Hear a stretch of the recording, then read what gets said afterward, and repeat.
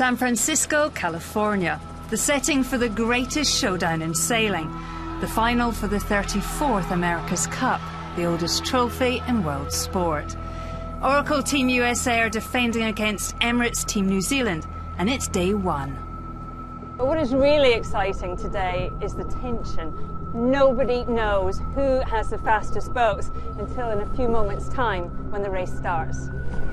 It's Oracle Team USA to leeward, Emirates Team New Zealand to windward as they approach the line for the start of race number one of the 34th America's Cup.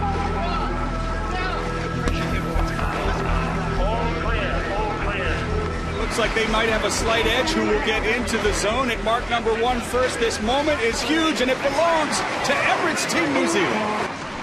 For the first leg, Team New Zealand, they're literally flying, edging ahead of Oracle. It's really exciting. Well, we did say it was going to be a close race, and check that out. That's the closest cross we've seen. Go! It's neck and neck, and although in many ways this America's Cup has changed out of all recognition, it's still two boats fighting hard. Happy for high mode. There's the cross. Oracle Team USA have done it. A lead change, and the Americans are now in the lead. Oracle have just overtaken Team New Zealand. There's nothing in this. Let's go. Go, go, go. Have a look at that. It is another lead change. Now New Zealand's out in front. Oh, this race has got everything so far. How good is this? This is what we've been waiting for 2 months, and finally we've got it. The lead changed a few times, closer than many people predicted, but when the Kiwis got free, perhaps the nerves calmed down. They look like they might just have something special. Along this way. The first race of the America's Cup goes to Emirates Team New Zealand. Always nice to get the first point under the belt. I think what we saw there was one hell of a yacht race. Race two, and the Kiwis went out and won again. Emirates Team New Zealand goes up 2-0 over Oracle Team USA. And with the hopes of a nation resting on his shoulders, it was a massive moment for skipper Dean Barker. I think there's a lot of relief in a lot of ways. I think it was just nice to go out there to race and to actually find that we were able to match it with them in terms of speed. The next morning, I head to the Oracle USA base. It may have been my imagination, but it felt a very different place to the one I had visited hours before the Cup started. They're 2 races down already. It seemed yesterday that the problems weren't with the speed of the boat, but with how it was being sailed.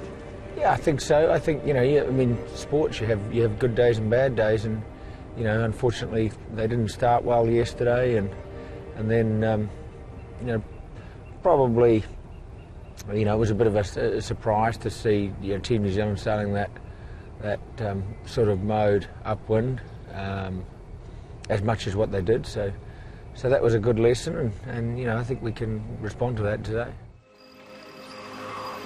Oracle went out and were second best again, but then delivered their first race win. What a relief. What a moment for the Americans. They know they have done it. Race number 4 belongs to Oracle Team USA. It was an important moment for Oracle Racing and a psychological boost for their skipper. Jimmy, I almost felt your relief from the shore when you won that last race. The guys were fired up. I mean, it says a lot about this team to come back from, a tough loss from the first race today.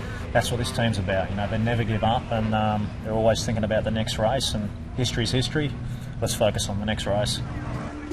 What Oracle Team USA needed now was momentum. They started the next race well and looked like they had that momentum, but it was short-lived. This is really interesting tactics by Oracle. I don't really know what they're doing right now, to be honest. The lead is almost 1,500 meters, and folks, in match racing, that is got to be unprecedented. Once the Kiwis were ahead, Oracle were history. There's nothing they can do now but watch the Kiwis pick up yet another win. It was a crushing defeat. New Zealand were over halfway towards winning the Cup, while despite their race win, Oracle Racing was still sitting on -1.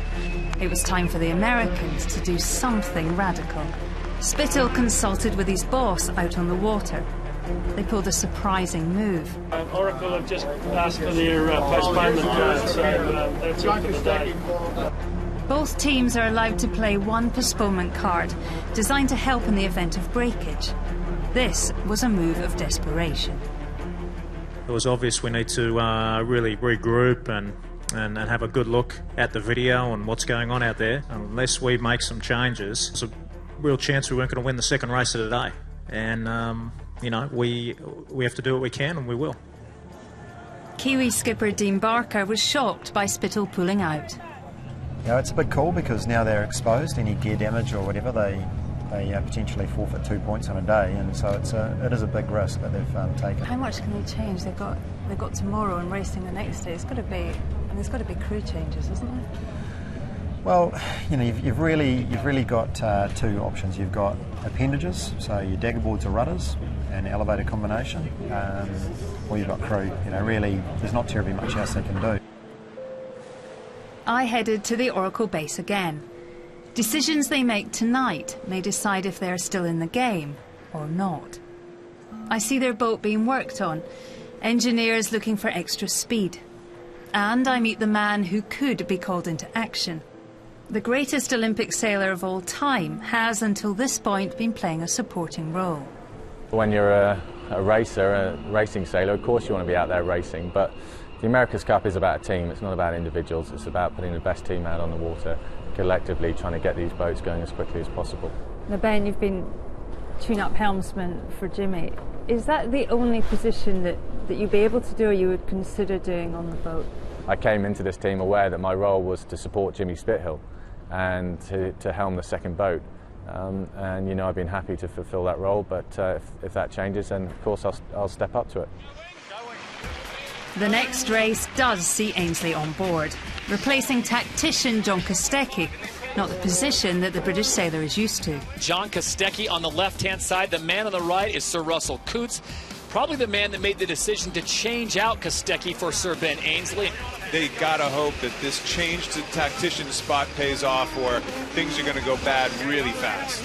And with Ainsley on board, it looked like his 4 gold medals were making the American boat shine as they led the next race around Mark 1. But their lead was short-lived. The Kiwis went on to win both races of the day. It will be the Kiwis striking again. Over the next 4 matches, Oracle were able to claw back 2 more victories, but were slipping into a deficit that looked unrecoverable. There was a tense moment for Emirates Team New Zealand when their whole campaign hung in the balance. New Zealand almost capsized. Oh, they've almost flipped this thing over. But despite losing a second race, the Kiwis continued to inch their way closer to their ultimate goal. Emirates Team New Zealand will pick up the victory. Day number 8, race number 11 belongs to Emirates Team New Zealand. So the Kiwis are now on the precipice of taking away the America's Cup from Oracle Team USA. Every one here is so hard. It's monumental battles. You know, if we can get one more, well, that'd be very cool. In New Zealand, the champagne was on ice. The Kiwis had 8 races to get just 1 more win. The next time these 2 boats are out on San Francisco Bay, the winner of the America's Cup could be decided.